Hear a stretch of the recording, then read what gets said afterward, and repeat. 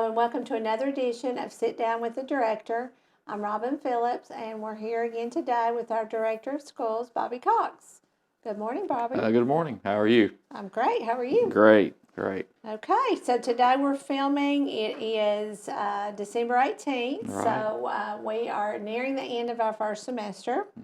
And so we probably need to tell the folks at home a little bit about our shutdown and what's going on there. We will be shut down for the holidays. Right. Yeah, we'll shut down. Our abbreviated day is on the 20th, Friday the 20th. So after that, we will complete that day, and then we'll be shut down until January the 6th. So that's when teachers come back, and all of our staff will come back. So there'll be a few things probably going on in the buildings, just some general cleanings and, things of that type. But all staff, all of our maintenance staff, all staff will be off for Christmas break beginning on the 20th. So, Okay. yeah. So parents need to know that on Friday it is an abbreviated day, which means that students will only be at school until 9:45. That's correct. They do need to come. It is an attendance day. Regular day, and we do run buses on that day. And I know they, usually have parties and things of that type on that day. So it is a short day, and but it is a calendar day of school, and we do run buses. We don't run buses on the abbreviated day at the beginning of the year or the abbreviated day at the end of the year, but we do run buses on the 20th. Okay. So kids at school, 7:45 to 9:45 on Friday, and then the kids don't show back up again until January 7th. That's right. Yeah, teachers will come on the 6th. We'll have an in-service day on the 6th after New Year's, and then first day with students will be back on the 7th. And I think that was sort of by popular demand that everybody liked that because that's starting on a Monday. Right. So we'll start our regular school week fresh from the break and be ready to go starting January the 7th. January the 7th. 2020. 2020, right. Okay, great. So one more thing, since we're nearing the end of the semester, maybe we could recap some of the important things that happened, highlights from the fall semester, and talk a little bit about what might be upcoming in our spring semester this year. Right. Well, I think we've had a good fall semester. Things have continued to kind of move forward with our building projects. So we've got Bobby Ray still kind of ongoing, but we're able to use the top floor of that right now. And on the 21st, they'll complete the bottom part, and we should be able to move in hopefully when we get back after break, and be able to use that, and then that will complete that project. We've done a lot of work at Bobby Ray, a lot of roofing, things of that type, so that'll complete the new part of the project, and then we'll have to, continually go back in and do some cosmetic work and things of that type. So that was good to get that out of the way and get to use that addition. West Elementary will continue to be ongoing. The timeline on their new cafeteria should be in February, so that will continue. Construction will continue through the break and into the winter, but they've also almost got everything dried in, and elevator and everything on the outside up, and we'll continue to work there and shut down the old cafeteria and start the new. And then our energy saving project, that's been ongoing. That should be finalized over the break as well. We're going to continue to change out units at the central office over the break, and that'll be the last building really that major work will be done. So getting good results from the energy work. We're on average about $13,000 to $15,000 a month savings. So that's going to be more than enough to pay our note on that the county commission helped us with, and the loans that we have to get that done. So really, we're able to change out a lot of equipment that would have taken us years to do, and not burden taxpayers with that, but use that savings to pay that off. So it's been a good first semester. As far as academics go, we've gotten a lot of grants. CTE grants that will help our new program. Just got $1 million GIVE grant to start a new program at the high school, a machine tool class at the high school. Had 3 of our programs designated as recognized by the State Department as model programs. Our health science, mechatronics, and robotics programs were recognized. Our welding program were recognized by the State Department. So it's been a good first Wow. semester. So we were very pleased, very pleased. Had a good football season. Football season went real well, 4-6. We had a Yeah. good year, and basketball seems to be going pretty good, so far. So we'll see. But yeah, had good sports in the fall as well. Sure, not to mention all the other great things That's that we right. do That's know just about a that happen. soccer team. A lot of a lot of fall sports that went on, and I'm sure we'll leave somebody out, but had a lot of successes to celebrate. Wonderful. Okay, so looking forward to next semester. Is there anything specific we need to discuss now? Well, just getting into next semester, we always, start off with, getting back in the swing of things. Testing will be rolling around. Obviously, it's winter time, so, we want to make sure that we, stay as well as possible and flu free and try to make sure everybody's attending. We started to really look at our chronic absenteeism, as well.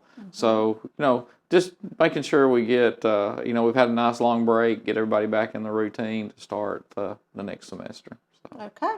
And we also, as we do that, need to think again about, hopefully we won't need our weather plan between now Right. and Friday. Right. But remind everybody, to have those weather plans and to be, if it's looking like snow outside or supposed to snow, to be tuning in to the radios. Hopefully you have the text and your number on to get the email or the call. But to be aware that those things can happen quickly and we can have to leave before school's out. Right. And some days we have to come in late or call off school. Right. And sometimes that's the day of. I know a lot of Right. times it's you try to do it the night before. But could you go through that a little bit Right. to let us know how you make those weather decisions? Well, the weather decisions are always kind of spur of the moment. It seems like we do have a timeline. I think we're showing now that we usually start about 4 a.m. for me and our bus service, and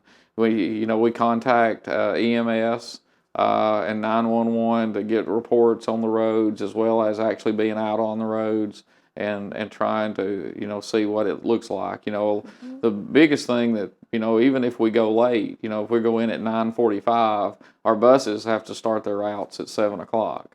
So, the other day when we had to close, there wasn't a lot of snow on the ground, but there was a lot of black ice, and that wasn't going to thaw off the roads until somewhere around 10 o'clock. So that's why we had to close that day, and it's just not good to put buses out. Really, black ice or ice is more dangerous than snow.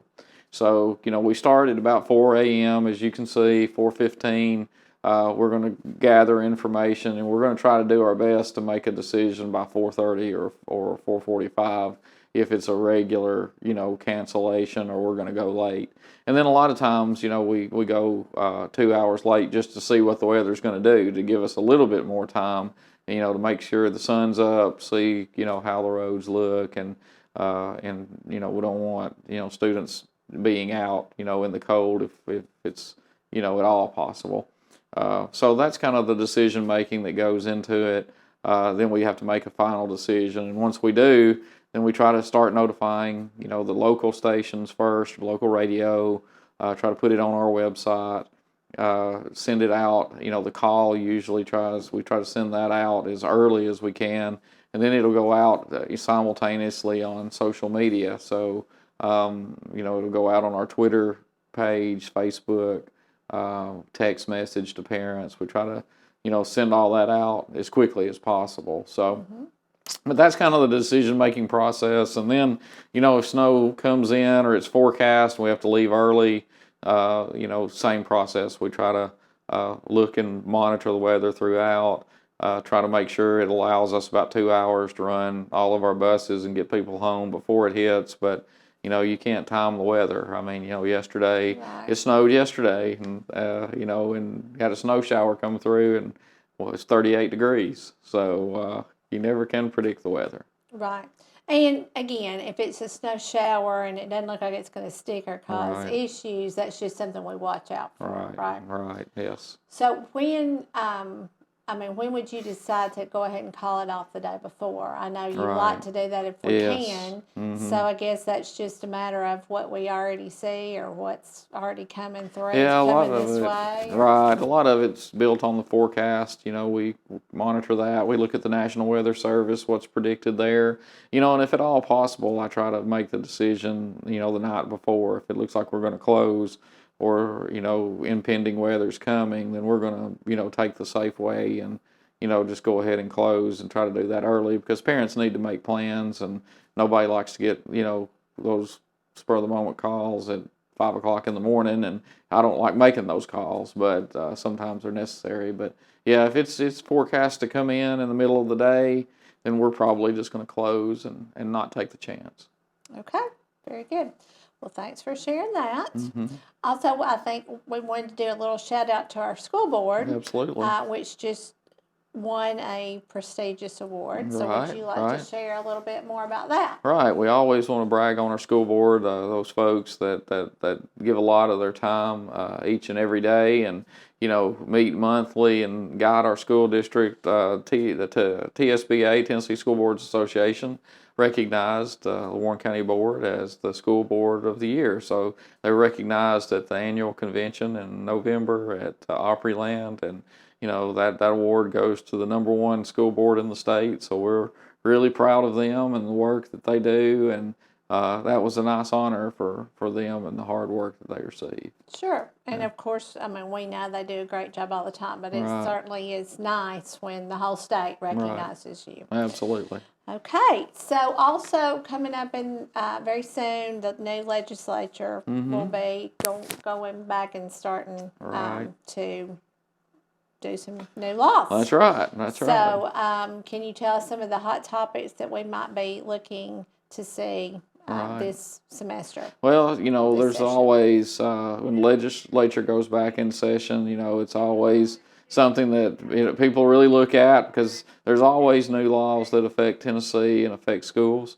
So, you know, last year was the voucher legislation. So that really doesn't affect us right now, but it could down the road. So I'm sure there'll be more discussion about, you know, vouchers and using local money for private schools and things of that type. So we'll continue to monitor that. You know, more nurses in the schools. There's always a bill to amend the BEP to have more funding for nurses and social workers and mental health counselors in schools. So I'm sure that's going to, you know, be a hot topic again. And then always salary. You know, there's always salary and benefits that are discussed. And, you know, Tennessee's been really good in the governor's office to increase teacher salaries and try to, you know, make them more competitive with other states. You know, last year our county commission, you know, provided a $2,000 raise for teachers.